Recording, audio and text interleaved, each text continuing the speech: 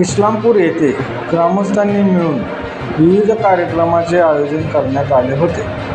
महाशिवरात्रीनिमित्त संभाजी बाबा शिखर 5 येथे शिवभक्तांना खिचडी वाटप करण्यात आले व ज्ञानदीप ब्लड बँक नातेपुते यांच्यामार्फत भव्य रक्तदान शिबिर पार पडले. मी प्रमोद अरुण माने, संपादक नातेपुते नगरी न्यूज चॅनल नातेपुते.